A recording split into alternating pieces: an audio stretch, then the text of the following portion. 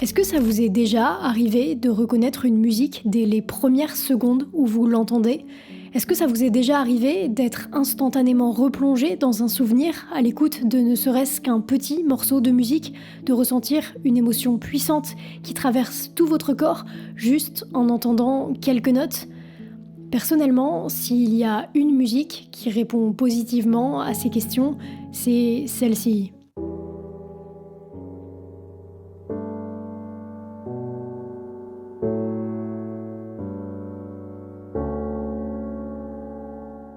Ce morceau, c'est Sweden du compositeur C418 et elle est connue pour être l'une des 3 premières musiques d'un des jeux les plus populaires de tous les temps, Minecraft. Pour être totalement honnête avec vous, je n'ai pas tant joué que ça à Minecraft étant plus jeune, même si, comme beaucoup, j'ai construit mes petites maisons, eu peur à cause des creepers et des zombies, essayé d'entamer une énorme construction sans jamais la finir, mais en dehors de tout ça, je n'ai pas été réellement une grande joueuse. Pourtant, il y a une chose qui par-dessus tout m'a toujours marquée dans ce jeu, ce sont ses musiques. Et visiblement, je ne suis pas la seule, puisque ces morceaux, qui accompagnent à la base juste le jeu, cumulent aujourd'hui des millions de streams sur Spotify. C418, le compositeur de ces musiques, est encore aujourd'hui écouté par 3 millions de personnes mensuellement sur la plateforme. Et si je vous dis encore aujourd'hui, c'est parce que Minecraft a abandonné son compositeur historique après 12 ans de bons et loyaux services pour le remplacer par d'autres compositeurs sans jamais donner d'explication officielle. Pourtant, C418, c'est une partie même de l'essence de Minecraft. Et personnellement, je me suis posé beaucoup de questions. Qui est vraiment C418 ? Pourquoi ne compose-t-il plus pour Minecraft ? Et surtout, comment a-t-il réussi à créer des morceaux si simples et qui pourtant provoquent un sentiment si fort quand on les écoute ? Ce sont les questions auxquelles je vais tenter d'apporter des réponses dans cette vidéo. Bienvenue dans l'histoire du génie derrière les musiques de Minecraft. Mais juste avant ça, s'il y a des musiciens, des DJ, des passionnés d'audio ici, il faut que je vous partage un outil qui peut révolutionner votre manière d'écouter et de créer de la musique. J'ai eu une période dans ma vie où j'ai fait du beatmaking et j'avais 2 problématiques. La première, c'est que j'étais nulle.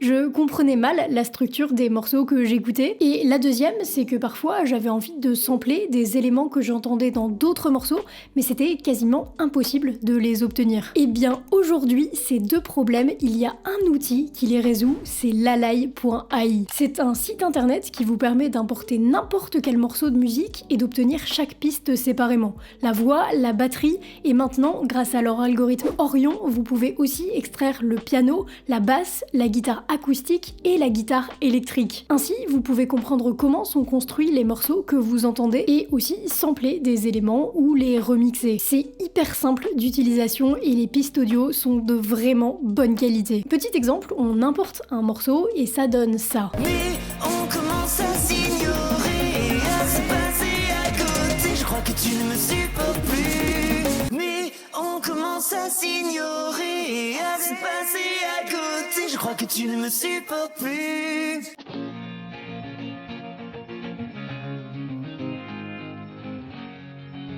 Bref, c'est vraiment un outil que j'aurais aimé avoir au moment où je composais. La technologie est dingue. Si vous voulez essayer lalal.ai, vous avez moins 50% avec le Love Pack. Pour en profiter, rendez-vous en description. Merci à eux de m'avoir accompagné sur cette vidéo. Retour à notre histoire.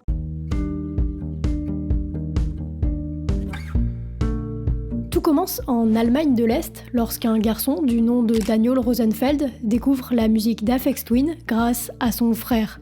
Dans le même temps, il découvre le logiciel Ableton, un logiciel permettant de faire des morceaux de musique avec un simple ordinateur, logiciel avec lequel même les idiots peuvent faire de la musique, selon ce même frère. Daniel se met alors à faire sa propre musique, assez expérimentale au départ. Comme n'importe quel adolescent qui découvre Ableton, il teste des choses et ça donne ce genre de morceaux.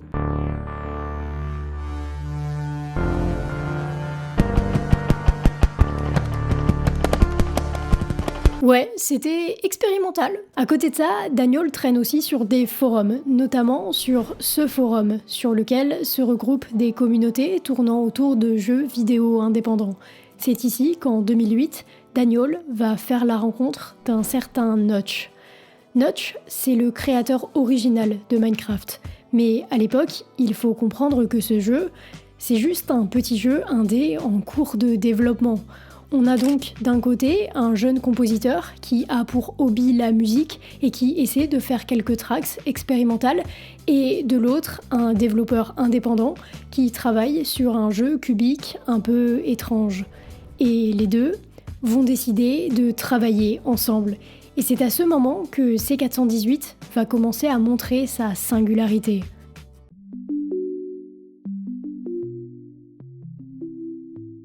Sur le papier, Notch laisse à C418 la totale liberté dans la composition des musiques qui habilleront son jeu.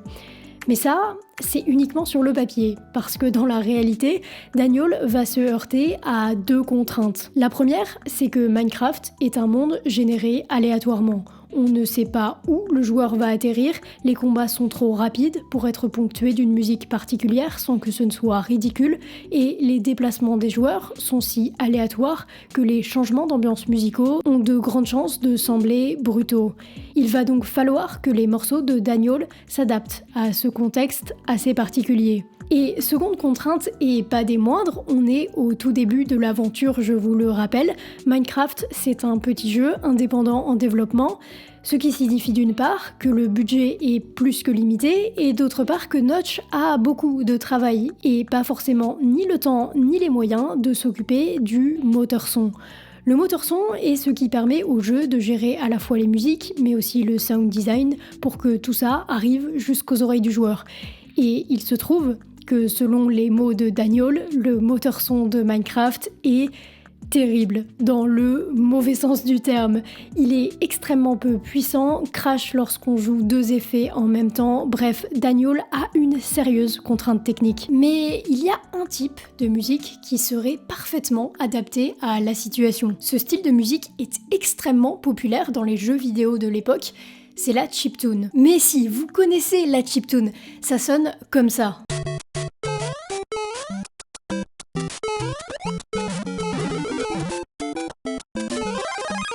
C'est clairement le type de musique qui aurait pu être adapté à Minecraft, notamment au vu de ses graphismes, et c'est le choix qu'auraient fait énormément de compositeurs.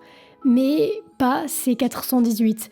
D'une part parce qu'il déteste la chiptune, d'autre part parce qu'il ne sait pas vraiment faire de la chiptune, et aussi parce que Daniel veut faire quelque chose de différent.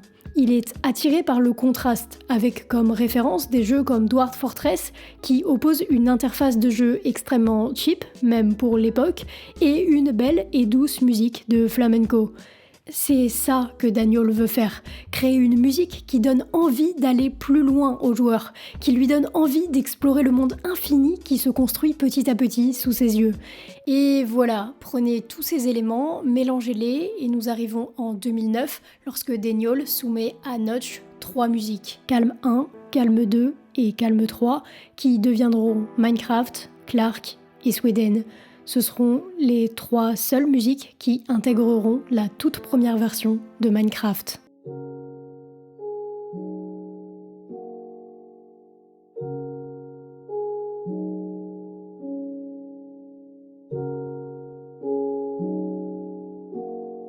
Comme leur nom l'indique, elles sont particulièrement calmes, mais ce n'est pas leur seule particularité.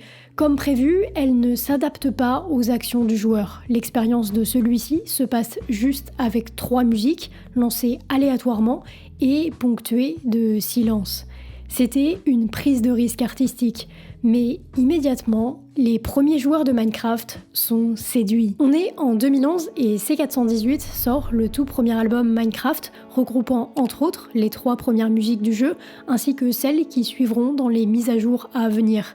L'album se nomme Minecraft, volume Alpha, et il va énormément marquer les joueurs. Ok, petit résumé de ce qui va se passer ensuite. L'année suivante, C418 sort One à l'occasion du film consacré à Minecraft, et l'année d'après, une énorme mise à jour du jeu apparaît, ce qui s'accompagne aussi d'un changement sonore.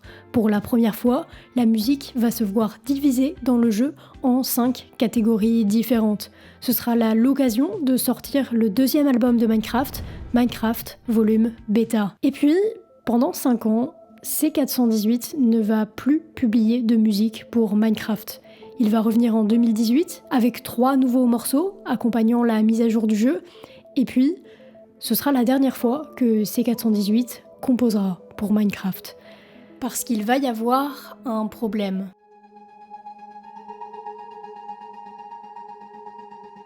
Ça fait longtemps que les joueurs attendent le 3e album Minecraft composé par C418. Daniel a teasé cet album, notamment sur Twitter, et tout le monde trépigne d'impatience.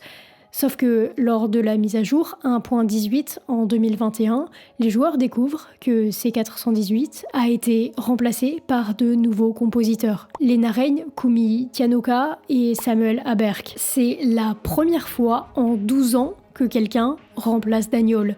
Les nouveaux compositeurs sont talentueux, mais si beaucoup de joueurs apprécient leur travail, tout le monde se questionne. Pourquoi C418 ne fait-il pas partie de cette mise à jour ? Et verra-t-on un jour le 3e album de Minecraft ?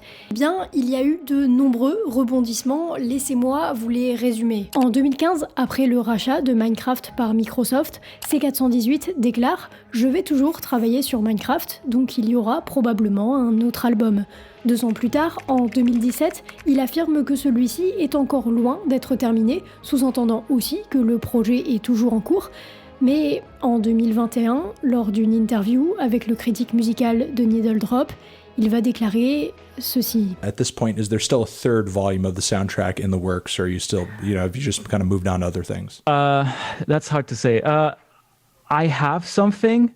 I consider it finished, but things have become complicated, especially because Minecraft is now a big property. So I don't know. The answer is I don't know. And I think I can't talk much more than that about that. Bon, sur son Discord, il affirmera toujours vouloir travailler pour Minecraft, mais ne pas réussir à trouver d'accord avec les big guys. Ah ouais, les big guys. Je vous ai parlé du rachat de Minecraft par Microsoft ? Ouais, bon, on ne peut qu'émettre des spéculations sur le sujet, on n'a aucune réponse. Mais la communauté a élaboré une théorie qui semble assez probable. Ce serait un problème de droit qui bloquerait ce 3e album. En effet, jusqu'ici, C418 était pleinement le propriétaire de toutes les musiques qu'il a pu composer pour Minecraft, sauf que ça, ce n'est pas un processus très traditionnel dans le jeu vidéo, et Microsoft, probablement dans l'optique de maximiser ses revenus, préférerait sûrement posséder la musique du jeu. Il est probable que ce soit cette clause qui bloque les discussions. Une simple volonté de la part de C418 de rester indépendant et propriétaire de ses œuvres, à laquelle Microsoft s'opposerait. C'est la théorie la plus partagée au sein de la communauté, mais aucun des deux partis n'a communiqué réellement sur la question, en témoigne la réponse assez floue de C418 dans son interview. Alors, est-ce qu'on aura un jour la chance d'écouter ce 3e album ou pas ? Seul l'avenir nous le dira. En attendant, il me reste une question qui demeure sans réponse. Pourquoi ces musiques nous font-elles un tel effet ?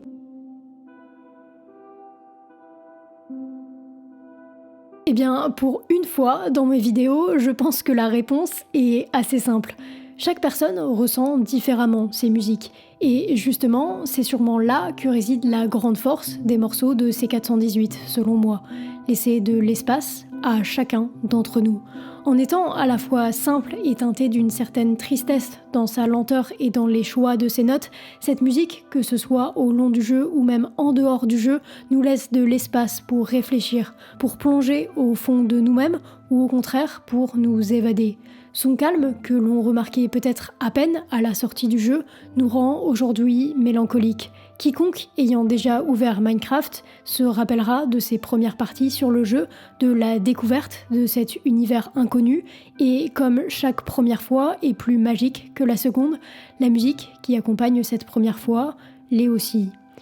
Pour tous ceux qui ont connu ces longues parties en solitaire à construire au gré de leur imagination des bâtisses que personne ne verra jamais, pour tous ceux qui ont fui leur réalité quelques heures pour en construire une bien meilleure derrière leur ordinateur, pour tous ceux qui ont rencontré leurs amis proches à travers d'interminables parties, pour tous ceux qui se sont réfugiés rien qu'une fois dans cet univers où tout est possible, pour tout cela, les musiques de Daniol sont bien plus que de simples tracks d'ambiance, mais ce sont de précieuses reliques de leur passé, une sorte de boîte qui renferme certains de leurs plus précieux souvenirs, et notamment, pour certains, des souvenirs d'enfance.